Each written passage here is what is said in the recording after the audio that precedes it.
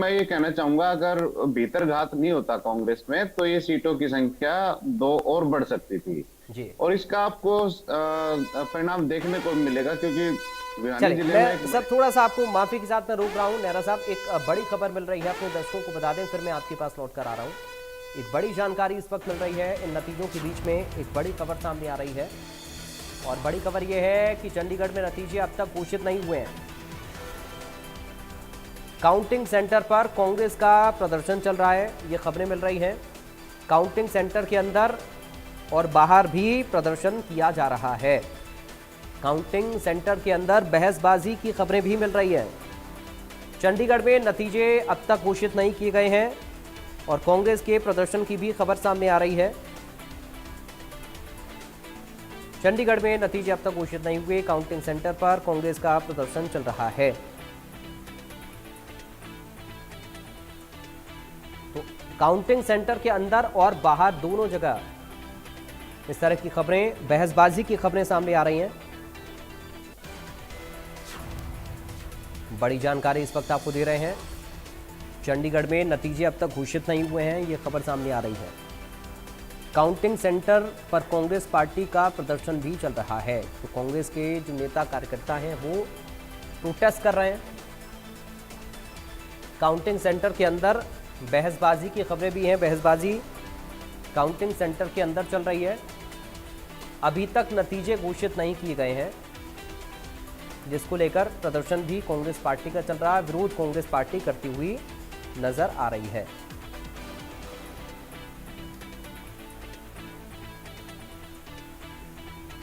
तो ये बड़ी जानकारी इस वक्त चंडीगढ़ से मिल रही है। काउंटिंग सेंटर के अंदर बहसबाजी चल रही है। चंडीगढ़ में नतीजे अब तक घोषित नहीं हुए हैं।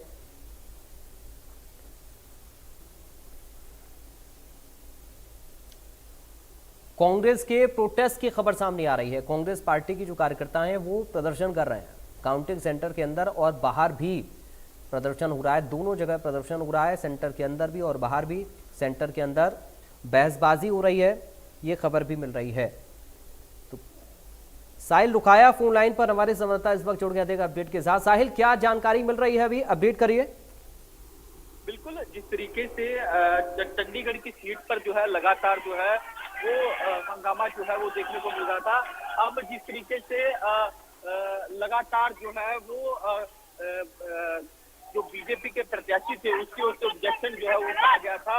हालांकि मनीष तिवारी की जीत जो है उसकी औपचारिक घोषणा नहीं हुई है, लेकिन जो है जिस तरीके के आंकड़े जो है जो हमारे पास आए हैं उससे ये लग रहा है कि मनीष तिवारी जो है वो जीत गए हैं। लेकिन जो है जो भाजपा के जो प्रत्याशी थे संजय टंडन, उनकी ओर से कुछ ऑब्जेक्शन जो है वो उठाए गए थे रिकाउंटिंग को लेकर। तो ऐसे में लगातार जो है हंगामा जो है वो देखने को मिल रहा है। नतीजे अभी तक घोषित नहीं हुए। कांग्रेस के कार्यकर्ता सेंटर के अंदर और बाहर दोनों जगह प्रदर्शन जो है वो कर रहे हैं। काउंटिंग सेंटर के अंदर भी बहसबाजी की सूचनाएं जो है वो मिल रही है। हम फिलहाल इस वक्त जो है चंडीगढ़ के सेक्टर 26 के अंदर मौजूद है, जहाँ साहिल आपका बहुत शुक्रिया तमाम जानकारी और इस पूरी बातचीत के लिए। संवाददाता साहिल रुखाया को आप सुन रहे थे। फिर से अपने मेहमानों के पास हम चल रहे हैं। आप अमित नेहरा साहब, मैं चाहूंगा आप अपनी बात पूरी करें सर, फिर बाकी लोग के पास मैं जा रहा हूँ। तो हरियाणा में देखो, सत्ताधारी पक्ष के खिलाफ माहौल पहले से ही तैयार था। खासकर 2019 के बाद जो शुरू हुआ माहौल बनना सत्ताधारी पक्ष के खिलाफ, तो सबसे पहले तो किसान आंदोलन जो हुआ तो उसने बहुत बड़ी भूमिका निभाई है इन रिजल्ट को इस लेवल तक लाने में। और फिर खिलाड़ियों वाला मुद्दा आया, और फिर सरपंचों वाला मुद्दा आया, तो बहुत सारे मुद्दे, आंगनवाड़ी वर्कर्स वाला मुद्दा आया, तो ये मुद्दे बनते गए। और फिर लास्ट में जो कांग्रेस ने जो दांव फेंका, संविधान में संशोधन वाली बात जो कही कि आरक्षण को भी खतरा है, तो उसने अब बहुत एक माहौल बनाने में मदद की कांग्रेस के पक्ष में। नहीं तो पिछला 2019 का इलेक्शन था, उसमें लाखों के मार्जिन से जीते थे। सिर्फ अगर रोहतक सीट को छोड़ दिया जाए, यहाँ पे 7,503 के आसपास था सिर्फ हार जीत का फासला। बाकी 9 के 9 जो थे क्षेत्र, संसदीय क्षेत्र, उसमें लाखों का मार्जिन था। लेकिन अब की बार देखो मार्जिन भी कितना कम रहा है। 3-4 सीटों पे तो 50,000 से भी कम रहा मार्जिन। और बड़ी कांटे की लड़ाई रही है, तो माहौल तो खिलाफ बनना शुरू ही हो गया था ठीक है सर, सत्ताधारी ठीक है। पार्टी के खिलाफ। केसी मलकानिया जी, क्या कह रहा है सर आपका आकलन? जिस प्रकार का कांग्रेस ने टिकटों का वितरण किया तो वो काफी लेट किया, और भाजपा कल पहले टिकटों का वितरण कर दिया था, और कांग्रेस के अंदर भीतर घात चल रहा था, भीतर में लड़ाई चल रही थी कि टिकटॉक किसको दी जाए किसको न दी जाए। एक तरफ सुरजेवाला, किरण चौधरी, शैलजा ग्रुप था, दूसरी तरफ हुड्डा ग्रुप था, परंतु अंत में हुड्डा ग्रुप जो हावी रहा, और उन्होंने, हुड्डा जी ने अपनी मर्जी के उम्मीदवारों को टिकट दिलाई, और उन्होंने काम भी किया, उन्होंने फील्ड में जाकर काम किया, जिसके कारण ऐसा माहौल बना। ऐसा लग रहा था पहले पहले कि कांग्रेस जो है 3-4 सीटें जीत जाएगी, और भाजपा जो है 6-7 सीटें ले जाएगी।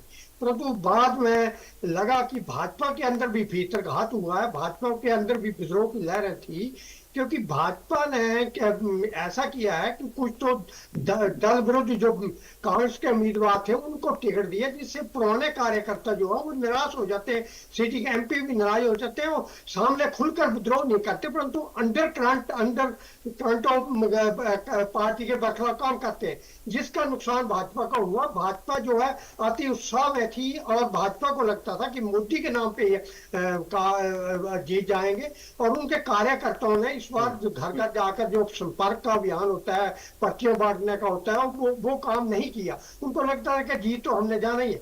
तो इस प्रकार जो असली काम था फील्ड का कार्यकर्ताओं का, वो नहीं हुआ, और कार्यकर्ताओं को ऐसा लगता था कि अगर दूसरी पार्टियों से लाकर ही टिकट देने हैं और उन्हीं को आगे लाने हैं, तो हमारा क्या, पुराने कार्यकर्ता इससे कारण निराश थे। और ये हरियाणा में नहीं, देश भर में ऐसी चल रहा है। चाहे मध्य प्रदेश में जो चौहान जी थे, उनको मुख्यमंत्री पद ना देकर दूसरी, राजस्थान में ऐसा हर जगह हुआ है। तो इस कारण जो बड़े बड़े नेता हैं वो भी निराश हैं इस तरह की कार्यकर्ता प्रणाली के।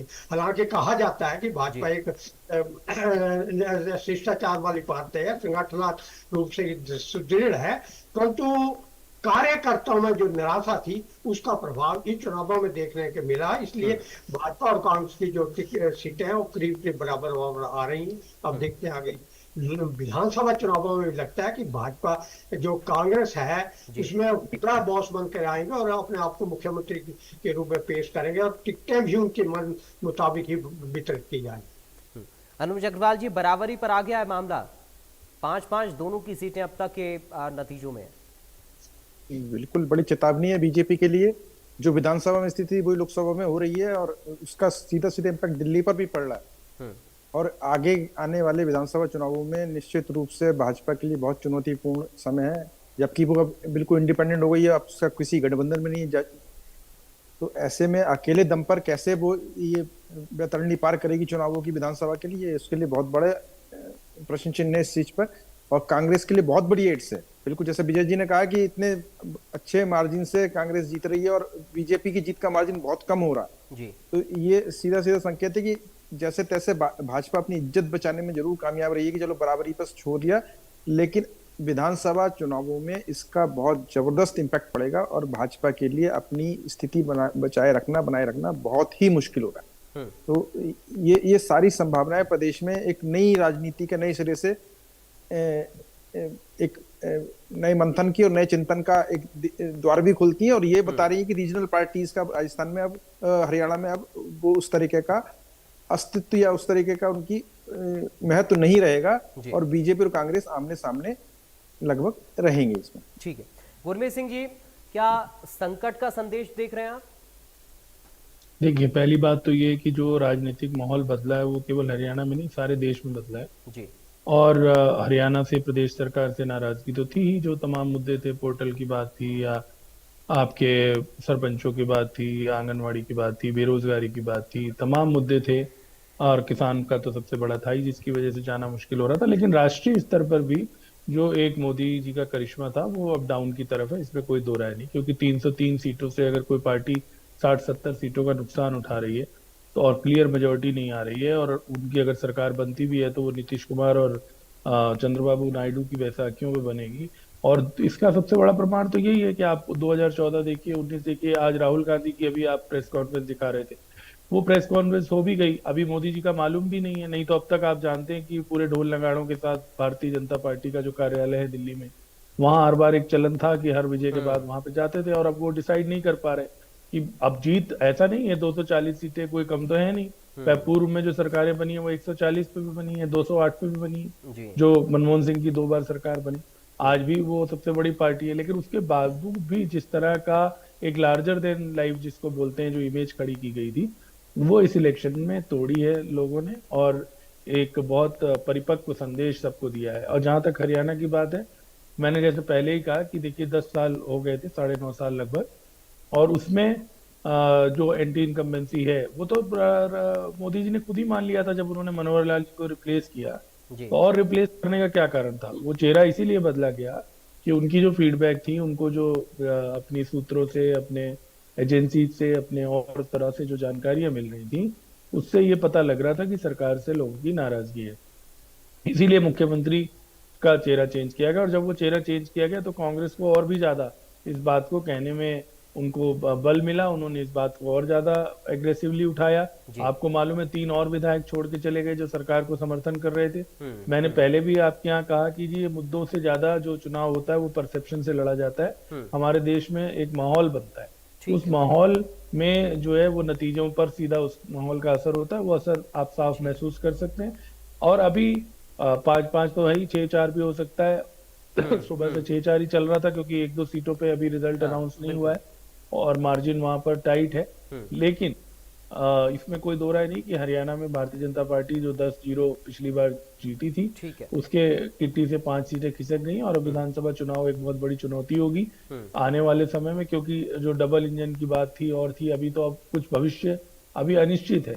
हो सकता है भारतीय जनता पार्टी की सरकार बने लेकिन प्रधानमंत्री कोई बने, हो सकता है मोदी जी ही प्रधानमंत्री बने और फिर से दोबारा वो कुछ तोड़ फोड़ करके और जो है वो मजबूत सरकार चल जाए। तो अभी एक अनिश्चित माहौल है, लेकिन निश्चित ही मैं ये मानता हूँ कि लोगों का संदेश बहुत क्लियर है कि आप टेकन फॉर ग्रांटेड अगर लेंगे तो केवल बड़ी बातों से या बड़े नारों से अगर आप करेंगे तो जनता चुप रहकर उसका जवाब देना जानती है, और ये लोकतंत्र के लिए अच्छी बात है। और विपक्ष का मजबूत होना, चाहे किसी को कुछ, मैं तो कह रहा था आज किसी चैनल पे कि भारतीय जनता पार्टी के लोगों को भी इसमें स्वागत करना चाहिए जो जनादेश है, बहुत खुले दिल से, क्योंकि विपक्ष का होना बहुत जरूरी है। पहले वो कहा ही करते, मजाक उड़ाया करते थे कि जी विपक्ष का नेता बनने के लिए भी सीट नहीं आ पा रही। तो अब कांग्रेस तो 50 सीट अधिक लेके जा रही है और बीजेपी 50 सीट कम लेके जा रही है, 50 से भी ज्यादा, शायद 60 सीट आप समझिए, 303 303 था।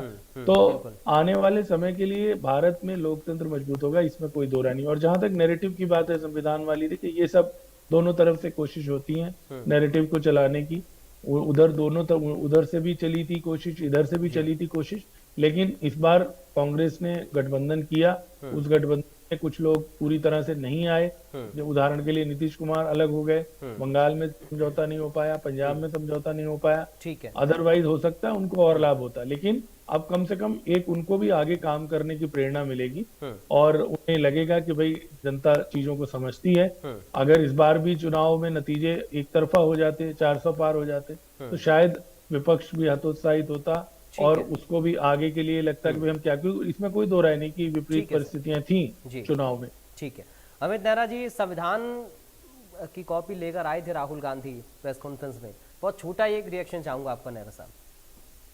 देखिए, हरियाणा में इस नैरेटिव ने बहुत बड़ा काम किया है, आप माने या ना माने, लेकिन ये है कि जो दलित वर्ग है उसने एक मुश्त कांग्रेस को वोट दिया है। तो उनको ये हो गया कि होना हो, और ये तुम्हारे आरक्षण के ऊपर एक तलवार लटका दी है बीजेपी ने।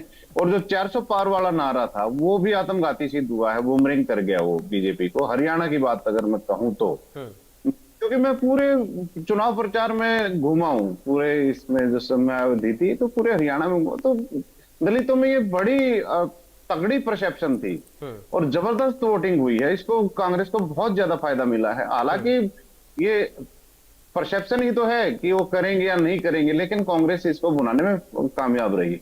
सबसे बड़ी बात यह है कांग्रेस के बारे में, मैं तो ये कहूंगा कि कांग्रेस का पूरा संगठन भी नहीं था।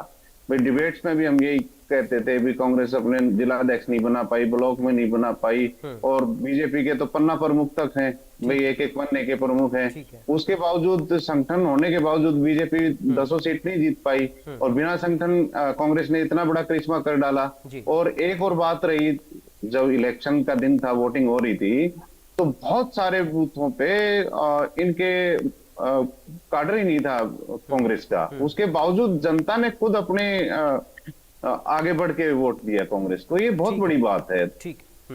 अनुज अग्रवाल जी, स्वरूप अब क्या देख रहे हैं आप? क्योंकि राहुल गांधी से पूछा भी गया मीडिया के द्वारा कि अब क्या करेंगे आप, विपक्ष में रहकर मजबूती निभाएंगे या सरकार में रहकर क्या करेंगे? तो उन्होंने कहा कि अभी कल गठबंधन की एक बैठक होनी है, फैसला उसमें हम करेंगे, सीट छोड़ने को लेकर भी कोई डिसीजन अभी उन्होंने नहीं लिया है।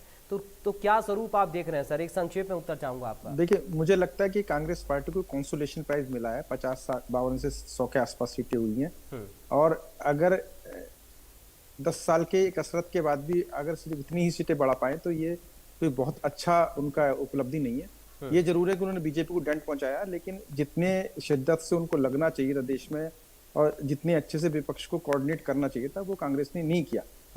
और 3 और प्रमुख दल हैं जो इंडी गठबंधन में, इसमें चाहे वो अपने अखिलेश यादव की पार्टी रही हो, ममता जी की रही हो, या तमिलनाडु में स्टालिन जी की रही हो, इन तीनों की सीटें भी लगभग कांग्रेस के बराबर मिलाकर, तो कांग्रेस की पूरे देश में मिलाकर 100 सीटें आएंगी, तो ये वो सिग्निफिकेंट नहीं है। और इतना तो किसी देश में विपक्ष के पास 100 सीटें होना, कोई 20% के आसपास सीटें होना, तो मुझे लगता नहीं कि कांग्रेस एक बहुत बड़ा रोल प्ले कर पाएगी। अगर बीजेपी से हम सोच रहे हैं कि बीजेपी अगर रूलिंग बनती है तो टीडीपी और जेडीयू उसके साथ बहुत बार्गेनिंग करेंगे, तो कांग्रेस की क्या स्थिति होगी जब इतने सारे उसके साथ 22 दल होंगे। तो अभी ये जरूर है कि कांग्रेस के लिए एक आत्मबल बन गया, अपना अस्तित्व का जो संकट हमें लग रहा था कि कांग्रेस पे आ गया, वो कम से कम उसने रिटेन कर लिया। राहुल गांधी की लीडरशिप एस्टेब्लिश होगी कांग्रेस के पास। जितने भी खराब नेता थे, जितने भी ऊपर से कांग्रेस के साथ थे, अंदर से बीजेपी के साथ थे, वो सारे फिल्टर हो गए। नई लीडरशिप खड़ी है, एक नया आत्मविश्वास खड़ा है, तो अगले 5 सालों में देश में विधानसभा के जहां जहां चुनाव होंगे वहां कांग्रेस बड़े आत्मविश्वास से लड़ेगी और बीजेपी के लिए एक बहुत बड़ा चैलेंज खड़ा करेगी। तो अब अगर ये भूमिका अच्छे से निभाती है तो निश्चित रूप से कांग्रेस के लिए भी और भारत के लोकतंत्र के लिए उज्जवल भविष्य। ठीक है, गुरमीत सिंह जी, एक संक्षेप में आपका भी रिएक्शन चाहूंगा सर। अभी क्या स्वरूप देख रहे हैं आप? अभी राहुल गांधी को भी आपने सुना होगा प्रेस कॉन्फ्रेंस। देखिए, अब बहुत कुछ निर्भर करेगा पहले तो नीतीश कुमार और चंद्रबाबू नायडू पे, इसमें कोई दो राय नहीं है कि जो